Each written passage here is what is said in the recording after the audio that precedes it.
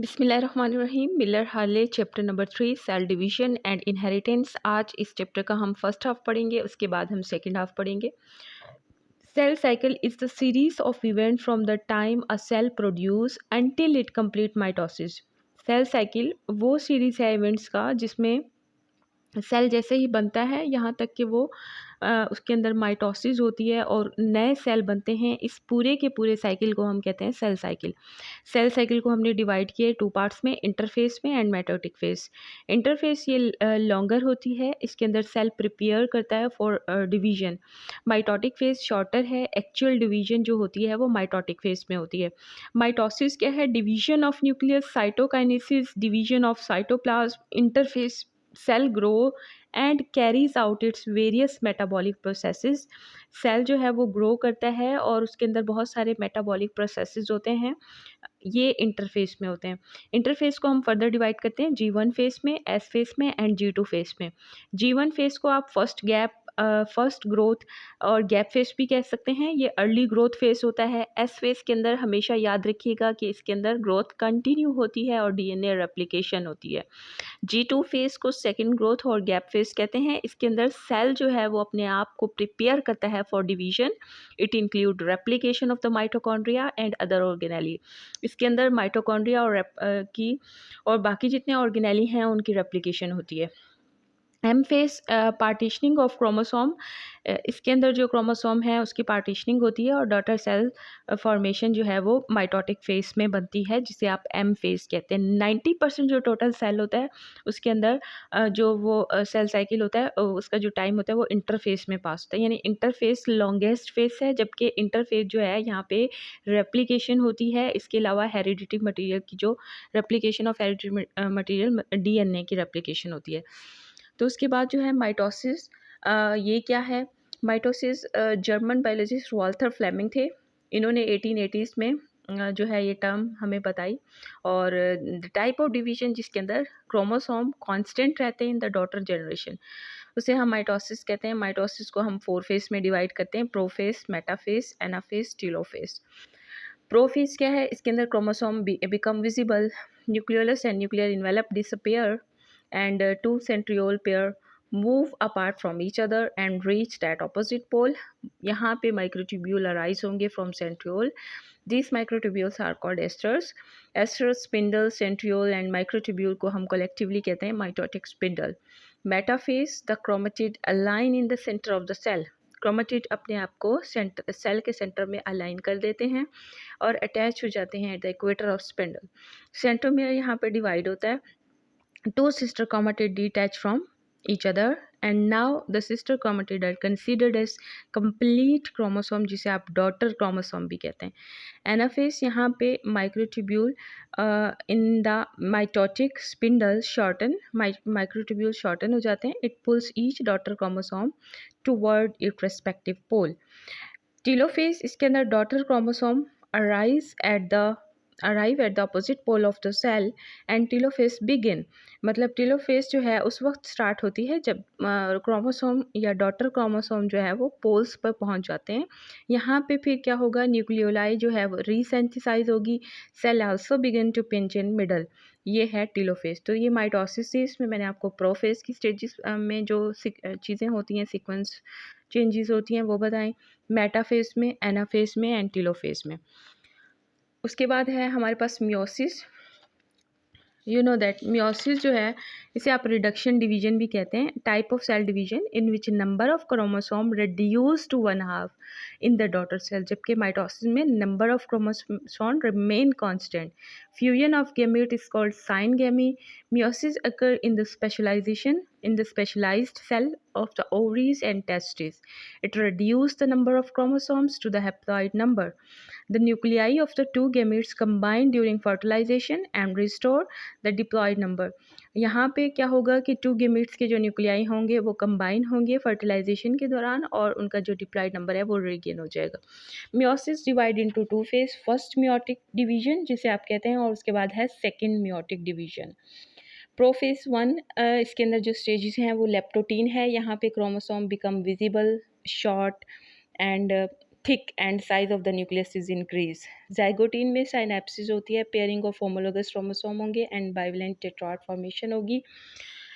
Pachytene में क्या होगा, पैकेटीन में साइनेप्सिस कंप्लीट हो जाएगी, पैकेटीन में साइनेप्सिस कंप्लीट हो गई है और यहाँ पे क्रॉसिंग ओवर होगी, मतलब exchange of non sister chromatid segment को आप क्रॉसिंग ओवर कहते हैं, and formation of X shape structure called chiasmata, वो पैकेटीन है। डिप्लोटीन में क्या होगा, paired chromosome repel each other and separation start. Diakinesis chromosomes के अंदर जो है वो मोर कंडेंसेशन होगी और जो सेपरेशन है वो कंप्लीट हो चुकी होगी। Metaphase 1 spindle formation, nuclear membrane disorganise. इसके अलावा homologous chromosome align at equator. Anaphase 1 में क्रिटिकल फेज है ये, इसे आप रिडक्शन फेज भी कहते हैं, यहाँ पे सेपरेशन ऑफ होमोलोगस क्रोमोसोम होगी। टीलोफेज 1 में रिवर्स ऑफ प्रोफेज है ये, यहाँ पे disorganise mitotic apparatus, mitotic apparatus जो है वो डिसऑर्गेनाइज हो जाएगा और न्यूक्लियोलस न्यूक्लियर मेम्ब्रेन ये ऑर्गेनाइज हो जाएगी। मियोसिस 2 जो है वो सिमिलर है एज माइटोसिस के। उसके बाद जो है इस चैप्टर में स्पर्मेटोजेनेसिस एंड oogenesis का टॉपिक है। स्पर्मेटोजेनेसिस मतलब meiosis produce sperms. The formation of sperms in the testes is called spermatogenesis. It follows the sequence of meiosis and produces mature sperms. All four products of meiosis acquire a flagellum for locomotion. They also get a cap-like structure. This cap help in penetration of the egg. यहाँ पे आपको spermatogonium नज़र आया जो कि diploid है, फिर primary spermatocyte जो डिप्लॉयड है, फिर सेकेंडरी स्पर्मेटोसाइट हैप्लॉयड, उसके बाद बने हैं स्पर्मेटिड्स हैप्लॉयड और लास्ट में जो स्पर्म सेल्स बने हैं जो कि जर्म सेल्स हैं वो हैप्लॉयड बने हैं। oogenesis में क्या होगा, oogenesis में meiosis produce egg, the formation of ova or egg in the ovary is called oogenesis. It produces mature ovum or sperm.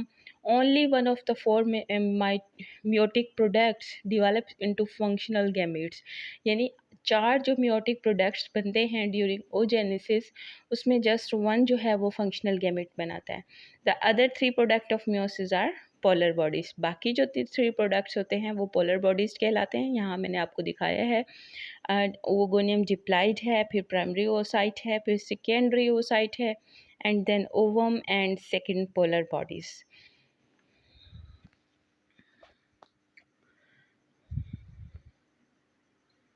Okay जी, control of cell cycle. Control of cell cycle कैसे होगा ये मैं आपको बताऊंगी अभी। Different cells have different duration, यानी different cell का जो ड्यूरेशन होता है फॉर कंप्लीशन वो डिफरेंट होता है सेल साइकिल में। Some cells actively divide like liver cell हो गए, वो एक्टिवली डिवाइड होते हैं। Some never divide again like nerve cells. जो नॉन डिवाइडिंग स्टेज होती है वो G0 फेस होती है। इसमें conversion of G1 to G0 is controlled by following factor. मतलब G1 को G0 में कन्वर्ट होने के लिए फॉलोइंग फैक्टर्स चाहिए। First of all environmental factor. Most जो सेल्स होते हैं बॉडी के वो actually in the G0 face, वो G0 फेस में होते हैं, मतलब वो अपने आप को डिवाइड नहीं कर रहे होते। Most specialize cell never divide again, like nerve cells हो गए, मसल सेल हो गए, वो अगेन कभी भी डिवाइड नहीं होंगे। Growth factor also control the cell cycle, ये भी कंट्रोल करते हैं। जैसे कि फिब्रोब्लास्ट जो एक सेल है जो कि रिक्वायर्ड होता है इसे प्लेटलेट डिराइव्ड ग्रोथ फैक्टर जो कि ड्यूरिंग रिलीज ड्यूरिंग इंजरी। इसके अलावा cell size is also the most important growth factor. Maturation promoting factor is a protein that stimulate the cell to enter into mitosis from interphase. इसके अंदर क्या होगा कि ये एक प्रोटीन है जो स्टिमुलेट करती है सेल को कि वो एंटर हो जाए माइटोसिस में इंटरफेस से। तो यहाँ पे मैच्योरेशन प्रोमोटिंग फैक्टर का काम आपको पता चल गया। और maturation promoting factor belong to a family of enzyme जिसे आप प्रोटीन काइनेज कहते हैं।